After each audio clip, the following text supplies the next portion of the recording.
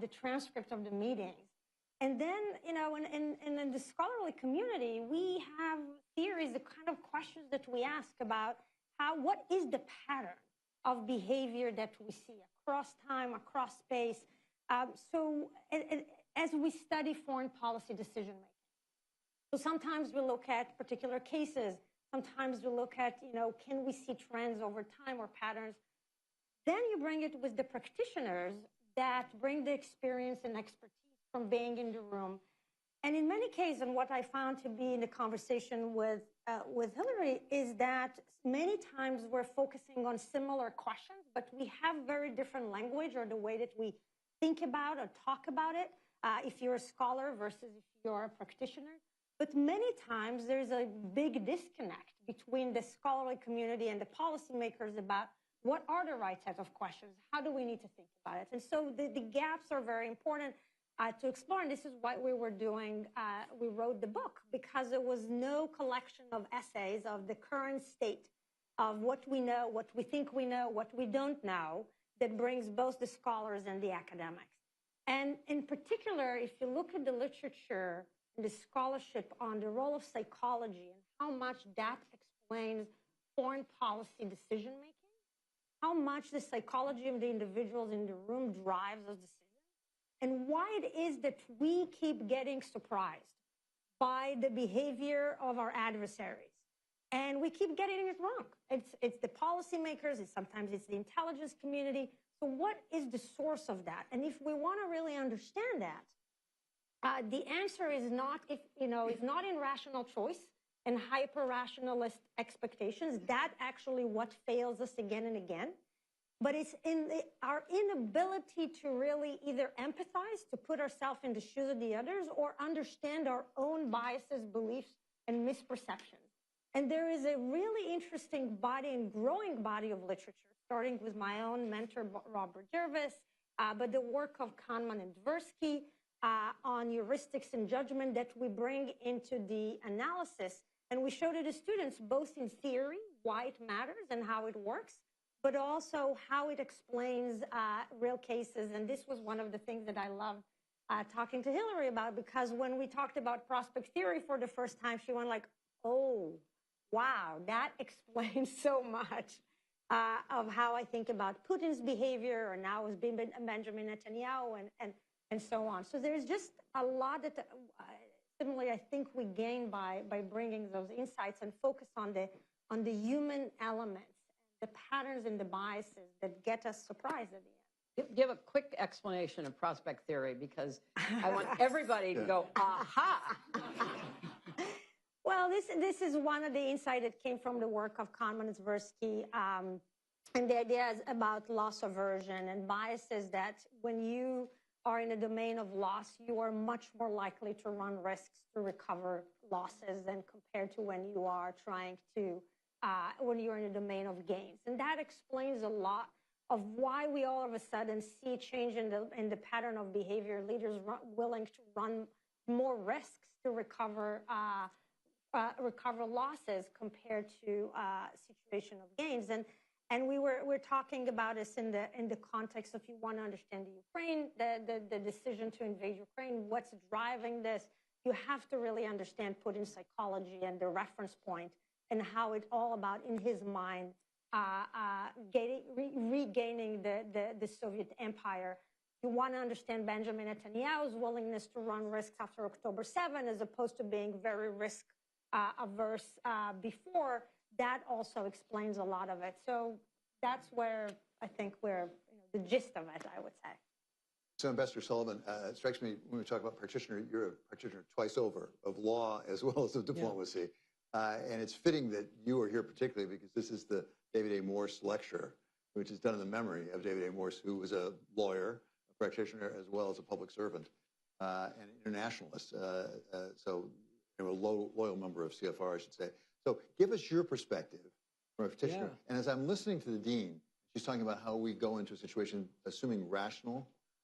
You've dealt with President Putin. Yeah. How rational was that? My own choice to go to Moscow. I had two different presidents tell me I was irrational. But Putin is very rational. I once had a conversation with my then boss, Secretary Blinken, and we were talking about what Putin is like. And, you know, he's often compared to a gangster. And I didn't want to make an ethnic reference, or if I made one, it would be one that would be from my own tribe. So I'm from South Boston, and I started talking about Whitey Bulger. And I mean, you've got to understand, you can't understand Putin unless you really understand where he's from, what he's about. He's a tough kid from Leningrad, right? And not understanding who his sense of grievance, the sense of loss. But to get back to your original question, I hadn't thought I'd be talking about this today, but I was often asked by law students, by more junior officers at the department, how my training as a lawyer helped me as, well, you know, that much, you know, all of your work, you know, going to law school as a law clerk for Justice Souter, et cetera, wasted on you at the State Department. I said, absolutely not. I'm an advocate. And I was an advocate when I was deputy secretary for the department, for the secretary. My very first meeting as deputy secretary, we're sitting around my big conference table, and a big team of, we're in the midst of the nuclear posture review.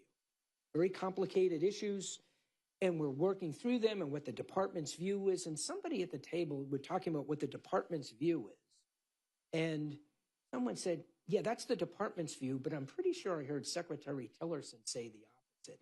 And I said, whoa. The secretary's view controls what the department does. That's my client. You think about representing a company, the CEO, the board. My client is the secretary. And if the secretary, if that's his view, I could try to convince him if I think he's wrong, but I then go to the interagency and advocate for him. And of course, for the United States, for the president in international fora, but then as ambassador, again, advocating for the United States for wrongfully detained Americans in Russia. Very much a case of advocacy for them, both publicly in the media and with the Russian government. So, Secretary Clinton, it does strike me, you know, obviously Secretary Tillerson was the Secretary of State, was in charge, but not alone. There are an awful lot of people surrounding the Secretary of State. It's not just the leader, it's the team. How does that interplay work? And when does it work well? When does it not work quite so well? Well, in the book, one of the issues we address is who's in the Situation Room. You know, it's not just a place, it's a metaphor as to how you gather the people that you're going to listen to, that you're relying on, and your advisors, your team is a big part of that equation. You know, I listening to John talk about, you know, running a deputy's process on nuclear posture review. You know, you bring people who have something to contribute. You bring people with expertise, with experience, with historic awareness and knowledge. And in our teaching, we talk about who do leaders listen to and what makes a good process and what makes a failed process. And, you know, I can speak to the processes that I was part of. And one of the things that I appreciated about working for President Obama is that he welcomed different opinions, different perspectives inside the Situation Room. And we would have vigorous debates that sometimes would, you know, permeate the rest of the government. You know, they came up from the bottom as opposed to coming from the top. But it was a very robust conversation. And I read something the other day where people said, you know, you can take different routes if you know what your destination is. And if our destination is having the strongest nuclear posture, you know, position for the United States government, or in one of the best examples of presidential decision-making I ever participated in, you know, the decision the president made to go after bin Laden, which is written about in the book by Leon Panetta, who at that time was director of the CIA. What was good about the processes that the Obama team ran is that we really did have an open mind to listen to what our colleagues were saying. Obviously, I don't think it's a good process if people are afraid to say what they believe, if they're afraid to share unwelcome news, if they aren't aware of their own biases. You know, I had an experience in the bin Laden process because I was one of the very few people that were read into it, and it was a very small group that met for weeks to make a recommendation to the president. I was, you know, one of the senators from New York on 9/11. I had strong feelings about what had been done in the attack on our city, our state, and our country. I wanted to get bin Laden. It was one of my, you know, personal hopes that it would happen, maybe under the Obama presidency, of which I was going to be a part. And I made that clear to President Obama from the very beginning that I thought it was unfinished business that needed to be pursued. So I had to be aware when I was reviewing the intelligence we had that my bias was going to be, I wanted to see a very positive route forward to the destination of getting bin Laden.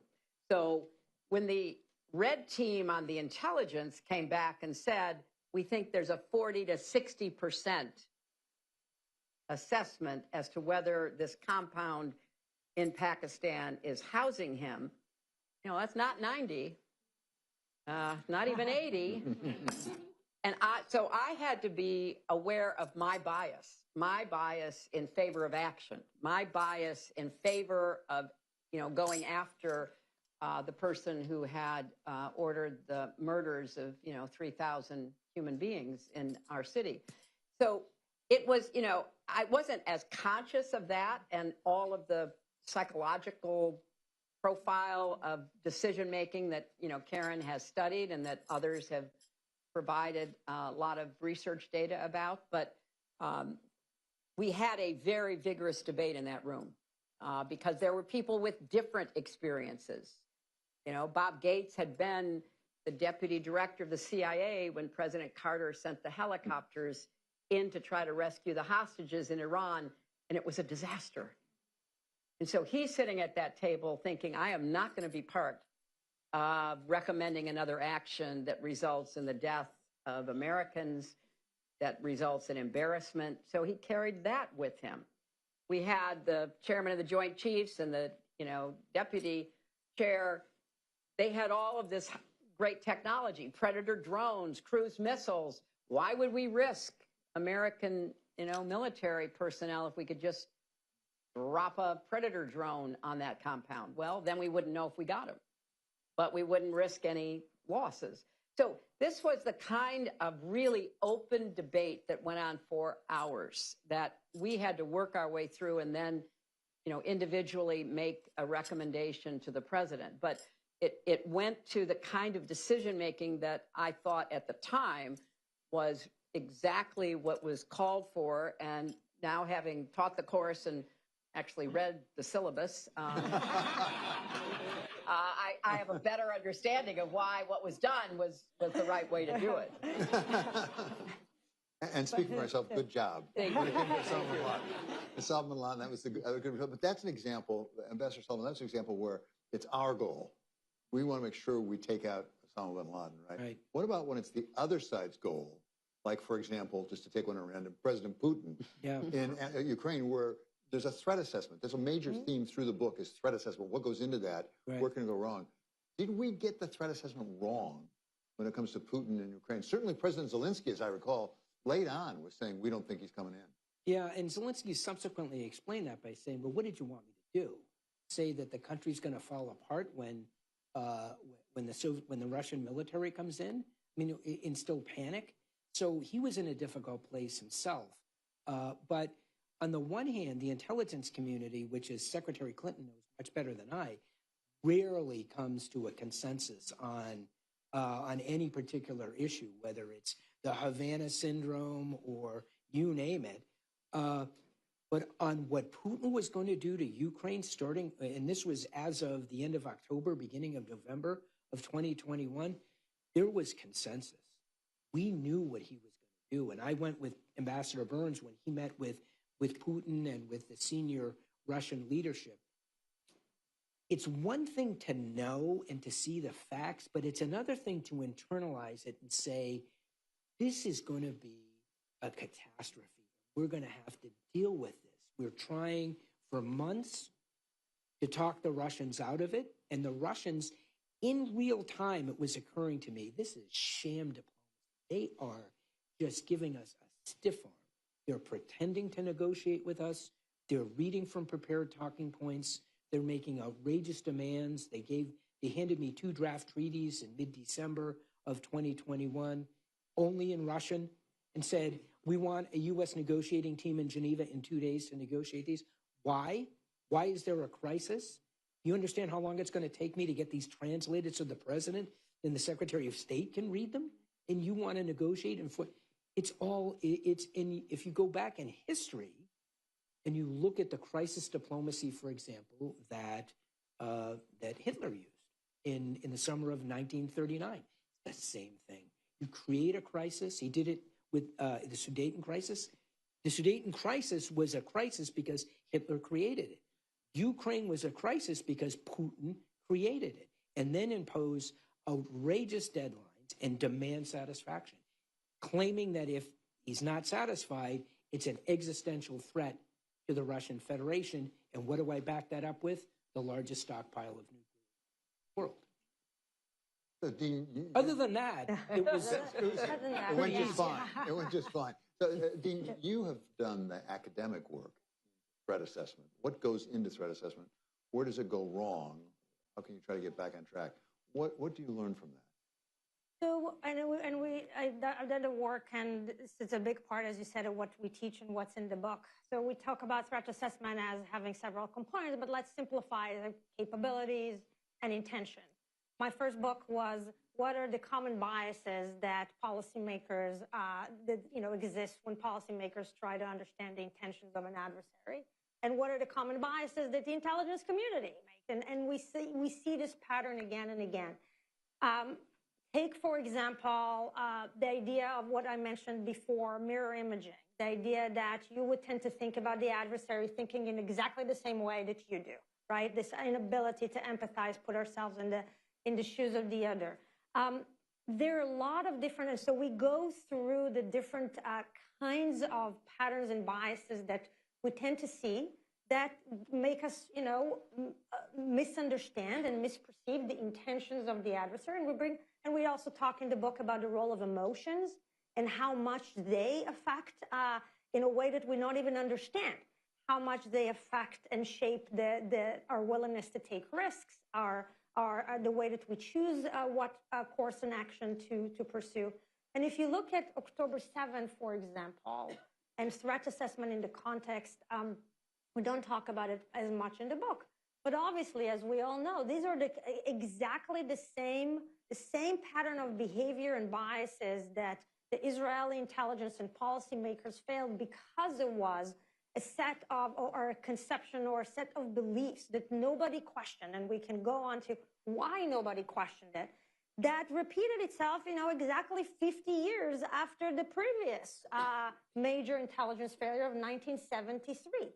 And so why is it that, we're not learning the lessons and we're not looking at ourselves to understand why it is that we keep letting those biases get in the way, and not just about not having a team B to do this kind of red teaming assessment and tell us where the vulnerabilities are and how we think.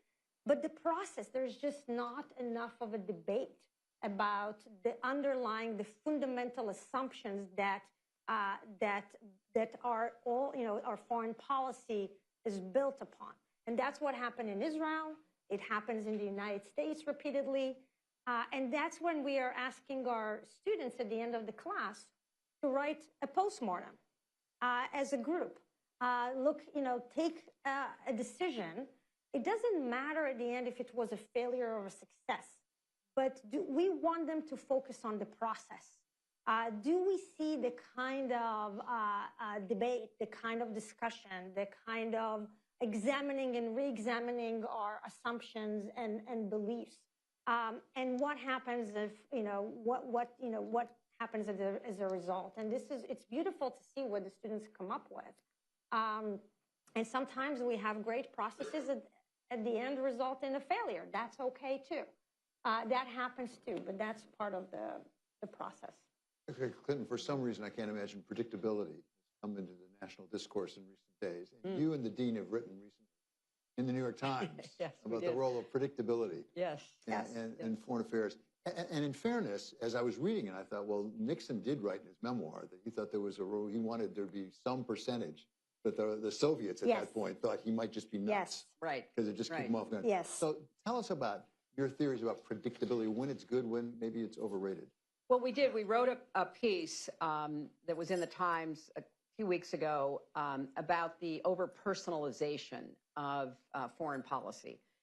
And it is a temptation that is impossible to resist for every leader to believe, however that leader came to the position of power that he and occasionally she have, that you are able to read people. You are able to, as George Bush said about Putin, look into their soul. You're able to write them a letter like Trump did with Kim Jong-un, and you're going to dominate and shape world events. Now, occasionally that could happen, occasionally. I think it did happen when Reagan met Gorbachev, and Reagan basically said, I think this guy is a different kind of, Soviet Russian leader. I think we can deal with him, and let's take a different approach. So it occasionally can happen. But it's been our experience, and certainly the research shows, that you introduce through this over-personalization volatility. And really the volatility becomes a greater driver than your credibility, your ability to really read this person, to manage this person, to try to shape the events. And Nixon, we mentioned in the piece, he had this theory that he wanted to appear unpredictable, the madman theory of leadership. He wanted to throw his adversaries in those days, obviously the Soviet Union, Communist China, kind of on their back foot. They wouldn't know what he would do, and therefore they couldn't plan, they couldn't, really deal with him, and he would have a clearer path toward, achieving whatever his goal was. And he even went so far as to put our nuclear forces on a high alert, because he thought that that would send a message of unpredictability, don't mess with me, you're never going to know what I'm capable of doing. According to the research, and I'll let Karen, finish on the research, it wasn't perceived that way. Yeah. So this is a theme that we talk about in face-to-face diplomacy, and I have to say, so we said, Trump is not different in many ways in this kind of inclination that to feel that this is, again, it's a common bias. We call it the vividness. Again, Kahneman and Tversky is neuroscience literature that explains this. Why leaders tend to think that, in this face-to-face, they can read the adversary, they know that they can trust, they think that they can trust them and so on.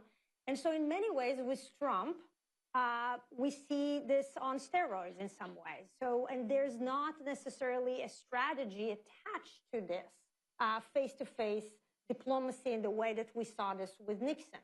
He does like, and I just wrote about it in Foreign Affairs, he does like predictability, unpredictability. He likes to he says it multiple times, I don't want anybody to know what I think. But the implications, and this is where we're talking about in the class, is the implications on the impact it has on credibility.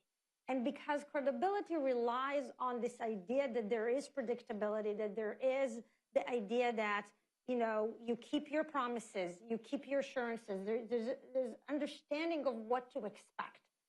That vulnerability that comes from his own intuition and emotions coming in from in and out of meetings with other leaders makes it extremely difficult to look at the United States and look at it as a credible, reliable ally.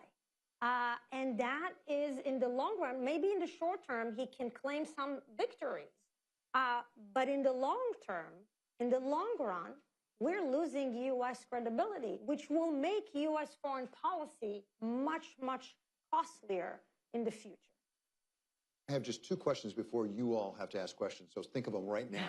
This is your warning. First of all, Ambassador, looking at it from a long way away, as neither a practitioner nor an academic, is Putin almost the opposite of President Trump in the predictability?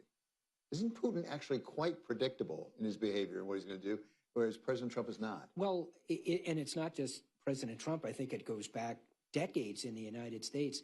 Putin has been nothing but, and this is from a self-described KGB man, right? He's been nothing but forthright in telling us what he's about and what he's going to do. He is committed to the proposition that the great geopolitical catastrophe of the 20th century was the demise of the Soviet Union. We in the West scoff about it and misunderstood. He doesn't lament the demise of Soviet communism. He famously says, if you're not nostalgic for how we lived in Soviet days, you don't have a heart. But if you want to return to Soviet communism, you don't have a brain. I mean, it's hard to be the richest person in the world with $1 billion palace in Sochi. I guess you can reconcile that and be a communist. But no, it's the demise of the Russian Empire, which he equates with the USSR, which is not accurate historically or factually. That's 315 million people. And so anyway, but Putin is very upfront about this. But he thinks we're predictable. We're predictably weak and unreliable. We won't stand up for our principles. And it's not just Trump. He is convinced, he was convinced on February 24th, 2022, that there wouldn't be a sufficient response in a US-led West that would really damage the Russian Federation in ways that wouldn't justify his invasion. He's still confident. It's taking him longer. He said he met with the then Israeli Prime Minister Bennett was there in Moscow in April of 22. And Putin, in speaking with Bennett, said, we weren't as good as we thought we were, and the Ukrainians are tougher. It's just going to take longer. One thing he doesn't think he misunderstood, and that was the United States. He thinks he knows us. He thinks we're weak and not worth the powder. So before we turn to the audience, Secretary Clinton, I do have a question. We'll go back to the book and the course, Situation Room. Yeah. How important is the Situation Room itself? And I mean, basic things. Do other people have situation rooms like that? Mm-hmm. And who decides when you go to the Situation Room? Because that may be an important decision in and of itself. I think some other places do have, secure rooms where they meet, where they are debating or gathering information, looking at intelligence. But our Situation Room, which really has been around since the Kennedy administration in various iterations, and it was, recently updated. It's got great technology for all kinds of secure video conferencing and the like.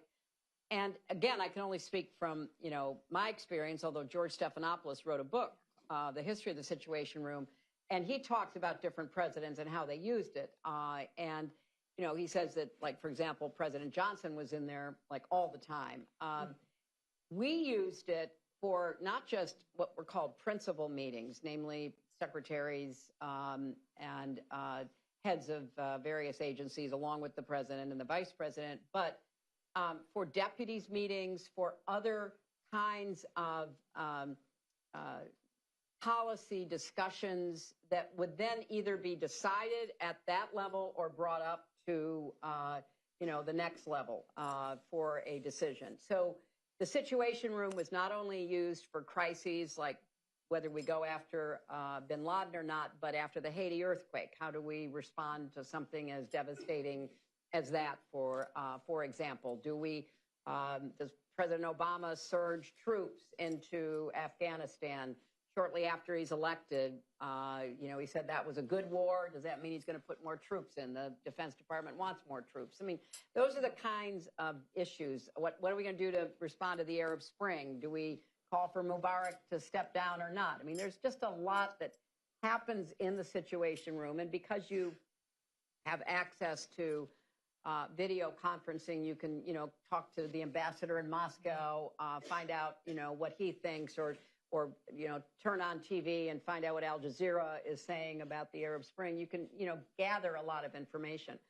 So the decisions are really made by the National Security Council, which is the gatekeeper to the Situation Room. The room itself is run by career people, primarily DOD and CIA and NSA, other intelligence professionals. And, you know, it's 24/7.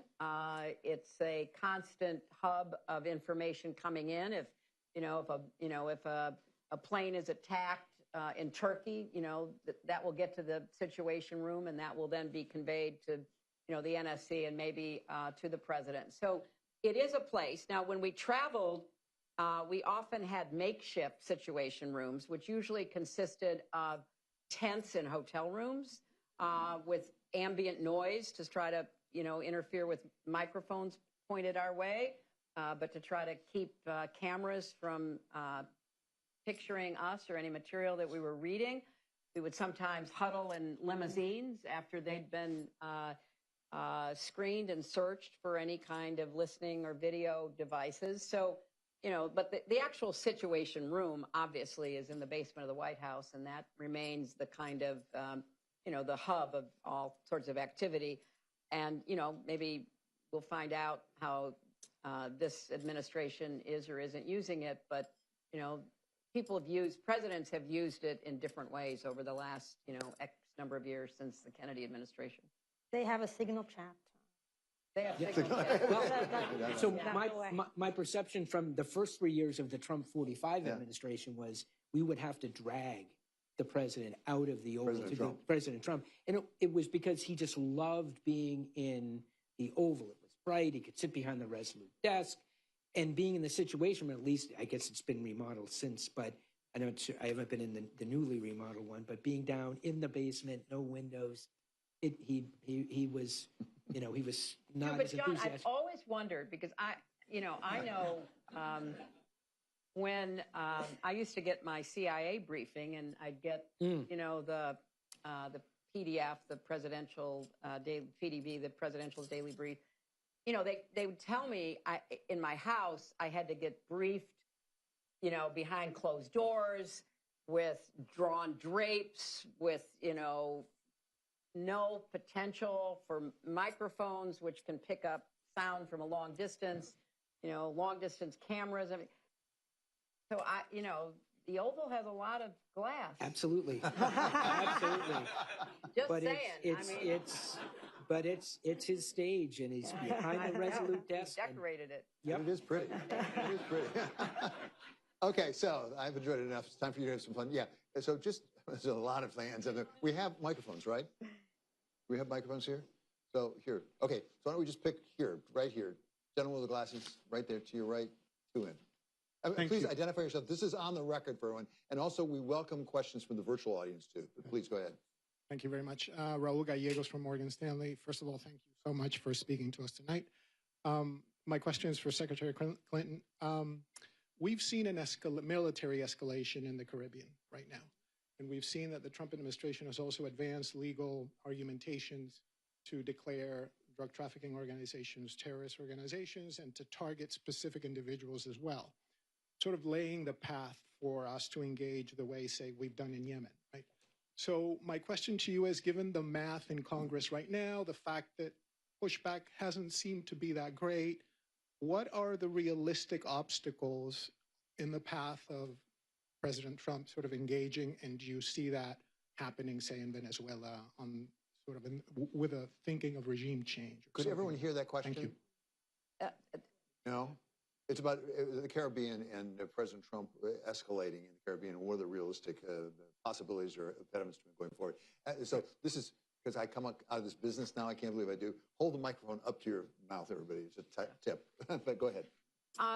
I think this is a really serious problem that apparently the majority in Congress is determined to ignore. I think that in any other setting that I can imagine, where you have no predicate laid, where you have no briefing, where you have no information, we have no idea whether these boats were fishing boats, cruising, you know, family boats, drug boats. We don't have any idea, and neither do they, is my assessment. Because if they did have an idea, they would at least share that information. They are laying the predicate for some kind of military action against Maduro, in my opinion. And I think that the Congress has abdicated its responsibility on everything with the president, and in particular, without any demand that Hegseth and others show up and show them why they are destroying these boats. You have a small boat. The biggest that I've read about is 12 passengers, right? You have major naval forces in the area. Plus, you can also call on the Coast Guard, stop the boat, get on the boat, find out what's on the boat. I mean, that's the way you're supposed to do it, as based on, everything we've done in the past.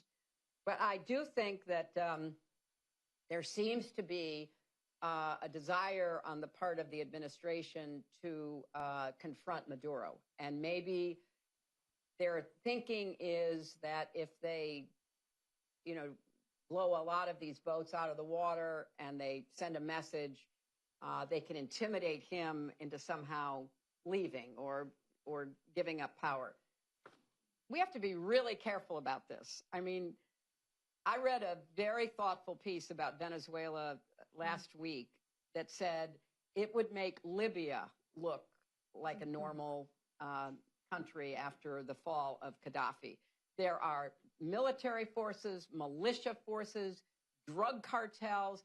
So if we're going to have some kind of foreign policy goal, we want to get rid of Maduro, what comes next? And who takes responsibility for that? And are we going to have a giant Somalia on the coast of South America? So I think this is not well thought through. There's not even really a lot. I mean, if the goal is to get rid of fentanyl, it doesn't come from Venezuela. It doesn't come from that side of Latin America. It comes from China to Mexico. So I just feel like, there is a larger goal in mind, and I don't think it's very well thought through. Okay, next question. Let's see. How about right down here in front, please? And hold the mic up to you. All right. There we go. Thank you very much. Looking forward to reading the book. Manish Walther-Puri, IANS Research. I would love to hear from each of you the last time you were genuinely surprised. And I don't mean that the percentage was off or it was more likely or less likely, but the scope, scale, or speed of the outcome genuinely changed. You had to go back and revisit the rubric by which you were evaluating, and then what you learned from that. Thank you. Thanks. You want to start? Well, sure. I mean, that's really an easy one for me. I knew that Putin was going to invade Ukraine, and it wasn't going to be a minor incursion, right? It was going to be an honest-to-goodness, full-scale war. I, along with my colleagues, I think across the administration, were convinced that Ukraine would collapse. That as Hitler said at the start of Operation Barbarossa about the Soviet Union, it's a rickety old shack. All we need to do is kick the door in. That's what Putin thought about Ukraine. Everyone thought that Zelensky, at best, was going to be like Dubček, right? And taken to Moscow and re-educated, and then repatriated to Ukraine if he were lucky. More likely than not, he wouldn't survive it. I was really surprised by how the Ukrainian, and Putin said this himself, as I mentioned before in April, how bad the Russians were, the conventional military, and the FSB, and how good the Ukrainians were. And the first time I realized it was a day or two into the so-called special military operation. There's this famous YouTube video of an older Ukrainian woman in a little town just north of Crimea, and the Russians are moving through, combat troops moving through her village. And she walks up to these paratroopers who were kitted out with automatic weapons, and, she's swearing at them in Russian, what the F are you doing in my town? You effing fascists. And she reaches into her pocket, and the sunflower is the Ukrainian flower. She picks a handful of sunflower seeds, holds them in his face, and says, "Here, put these in your pockets so when you're killed and buried here, something good will come out of it." And I called my colleagues, and I'm like, "You got to see this. If this is how the Ukrainians resist, Volva's in trouble." The Dean? For me, I have to say it was October 7th. And the reason is, and I was really thinking on October 6th, I had I had a meeting with an Israeli official who also comes from the Israeli intelligence. And we were talking about the normalization with Saudi Arabia and how, what's going to happen to the Palestinian issue. And that is not going to just be, okay, we just have to live with it. My assessment at the time was that we might be seeing a third intifada coming in the West Bank as a result of that, something like that. It did not occur to me that this would be coming from Hamas, not because you didn't think about the intentions or the capabilities of Hamas to do that, but it was from my assessment at the time was that the Israeli intelligence, based on what I understood or thought that I understood, in terms of the collection of intelligence and their ability to really respond in real time. And that to me was where it was a big surprise in terms of how the intelligence in Israel has been operating, during the years leading to October 7th. Well, I have to agree with both of them. I mean, I think that I was terrified that Ukraine would fall and thrilled when I saw the resistance and the pushback. I think it was fascinating because remember, Putin flew to Beijing the week before the invasion, and from what we know and assume, basically told Xi Jinping the same thing. I'll be in Kyiv in a week. We'll have the whole country conquered, and that was the assessment. And I was surprised at how poorly the Russian military performed.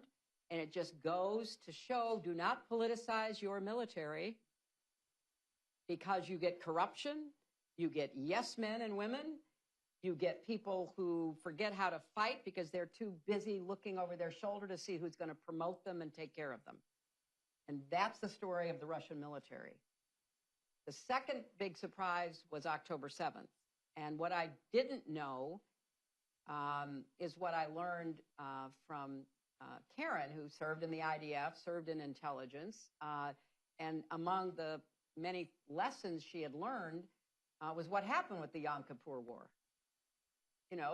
Golda Meir's government had an agent inside Sadat's office. And that agent told the Israelis, the Egyptians are going to invade. And the Israelis said, that's ridiculous. They have no air force of any, no, they're not going to invade. Discounted it, underestimated, did not see the enemy as the enemy saw themselves. So with October 7th, there is no doubt that there was a massive intelligence and leadership failure in Israel. And maybe someday, if the war finally stops, we will find out what it was. And just like Golda Meir resigned 6 months after the Yom Kippur War, after that it was resolved, and was held accountable along with her military leadership, somebody needs to be held accountable in Israel as well. But that can't happen until it stops, which, is hopefully going to happen soon. So I think that in real time, those two examples, from my perspective, were very big surprises. So how about a couple of questions from this side for a change? How about way back there? Yeah, you. You're up. Just identify yourself if you could and speak into the mic. Hi, Daniel Dresner, the Fletcher School at Tufts University. Looking forward to finishing your book, and thank you all for contributing to it. There's an underlying premise in your book, which is it's a question of how policymakers or thinkers take intelligence information or threat assessments and perceive them or misperceive them. But the implicit assumption is that there is actually some intelligence that they're looking at, that there's reasonably quality data that they can analyze. And I'm looking at the federal government now and the denuding of INR at state, the elimination of the Office of Net Assessment at DOD, the elimination of the Global Trends exercise. So to push you a little bit, what happens if there is no intelligence or raw data to analyze? What do policymakers do then? Well, I think we're seeing it. I think, Daniel, it's a great and really important question. And obviously we know it applies to, unemployment figures and the Bureau of Labor Statistics and their reporting. We know it applies to health data. I mean, if you are a government that wants to impose your will on the people, you have to control the information environment. And you don't want too many facts or too much data out there that would contradict what you are attempting to achieve. And so in the foreign policy intelligence arena, I think we're going to see a lot more decision making based on gut and emotion, a lot more ideologically driven decision making. Maduro's a bad guy. We can get rid of him. That's good for everybody. No real thinking through, no real intelligence about what that means or how you would even go about doing it. So I think this is all part of the game plan. Deprive people of information and they will be much less able to contradict you or argue against you, because what's the basis for their position? They don't have it. Professor Sullivan, it strikes me, although President Putin came from the KGB, does he have good intelligence? I mean, he certainly controls the media throughout Russia, but does he have good intelligence you can rely upon when it comes to what's happening in Ukraine? Well, I mean, I give you a lawyer's answer. It depends. Yes and no. He was let down by his guy, by the FSB. With this, I believe that the failures of the special military operation was really a failure of the FSB. The FSB was integrated into the Russian conventional military units in ways we hadn't seen before. The FSB, the principal successor to the KGB, is responsible for Russia's near abroad, the former Soviet republics. The FSB is Ukrainian territory. Starting before 2014, Putin dedicated billions of dollars, not rubles, dollars, and thousands of FSB officers to weaken Ukraine so that it would be susceptible to the special military. And B, relying on the FSB's advice that now's the right time, boss. So people think, well, so the FSB didn't want to tell Putin bad news. It was more than that. Putin's response would have been, over the last 10 years, all those billions and those thousands of FSB officers we sent, and you're not ready? I mean, they would have been, they wouldn't have kept their positions, let us say, if they had given him that advice. So Putin was let down by his people, right? But in thinking about, as we're examining both from the U.S. government, the Israeli government, I don't believe there is this type of assessment within the Russian government, what went wrong in 2022. I wrote about this in my book. How do you improve if you can't? Who's held responsible? Yeah, there were some generals who were fired, those who weren't killed because they were using their cell phones in the battlefield, and the Ukrainians killed them. But there isn't that type of assessment. It took years for Shoigu, the defense minister, to finally be replaced and moved to replace Nikolai Patrushev at the Security Council. So he's got good tactical information, but on the bigger picture, I don't think he necessarily gets a good view. I'm told we have a question right from the virtual audience. So go ahead. Just identify yourself, if you could, please, and speak up. We'll take our next question from Simone Williams. Hi, good afternoon, evening. Thank you guys for an amazing presentation. I'm glad to hear that we're thinking through the decision, like how we think through decision making. I took a class in grad school on it, so it's great to see it's passing through. My question for our co-authors and teachers is, more often than not, we look at these theories of decision making by looking to the past and looking at how we thought through these decisions. But what can we do to use this moving forward and in a proactive way? For example, like, is there training we should have for senior leaders?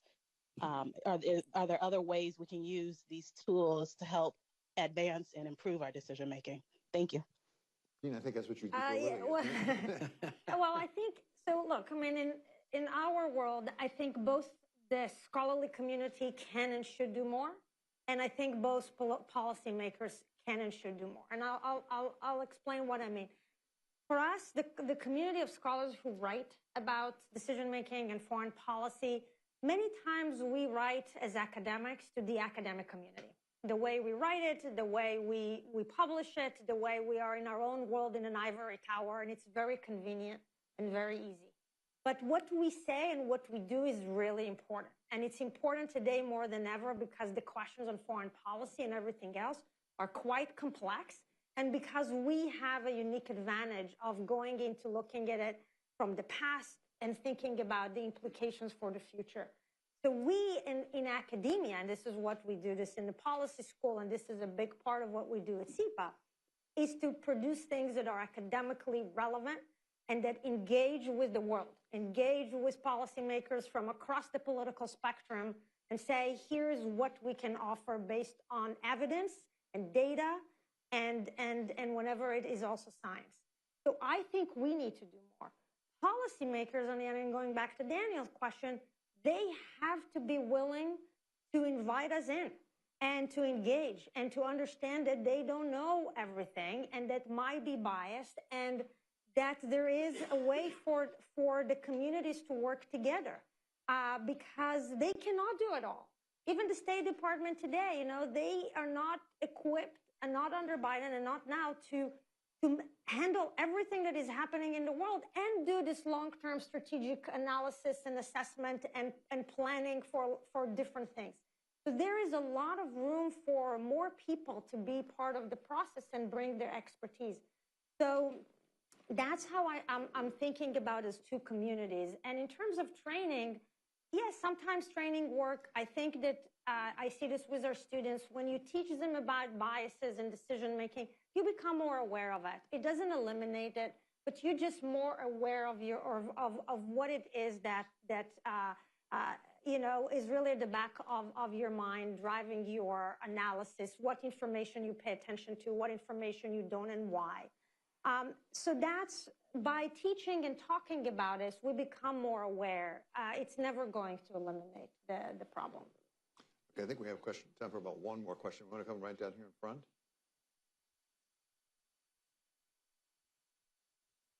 My name's Lucy Commissar. All the way up to, sorry. My name's Lucy really Commissar. I'm a journalist. I was very impressed with the dean's analysis of how one should look with empathy and look at the other side. And then I saw in the discussion of Russia absolutely the opposite. I didn't hear anybody talk about Kissinger and Kennan talking about not moving NATO 1 inch to the east. The 2014 American-sponsored coup that threw out an elected Ukraine head of government because he was too pro-Russian. The new government bombing the Russian speakers for 8 years.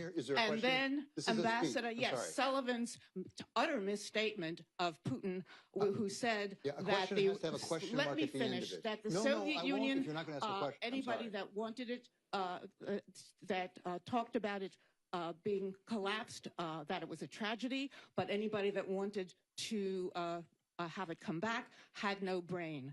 Why did you not talk about any of these facts and instead of that do a lot of armchair psychologizing about Putin and his motives? Okay, thank you very much. Who would like to respond to that? Well, I will.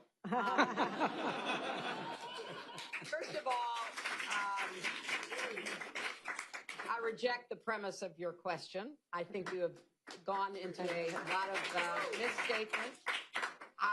I don't agree at all about lack of empathy and understanding.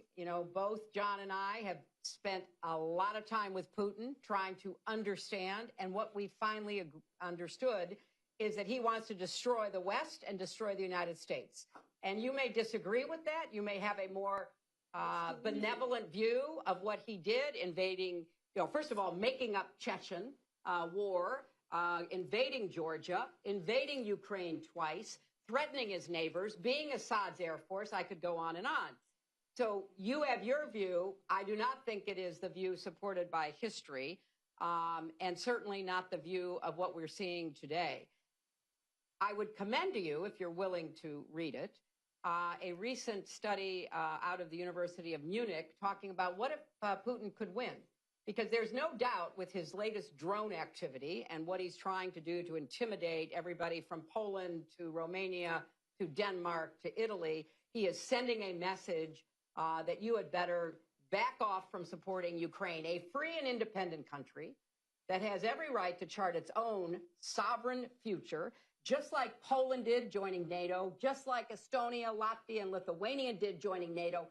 Putin and Russia don't have a veto over what free and independent nations can choose for themselves. It's time he understood that and got over both his history and the greater history that has kept him imprisoned and kept Russia poor, an extractive commodity market that could do so much more on behalf of its own people. So you and I have a disagreement.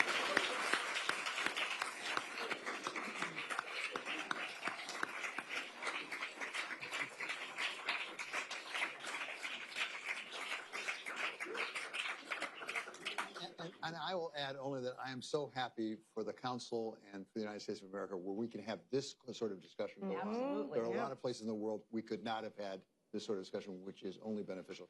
So thank you very much, Secretary Clinton. You guys no.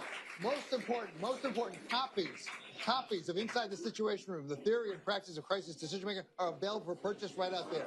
Thank you very much. Thank you all.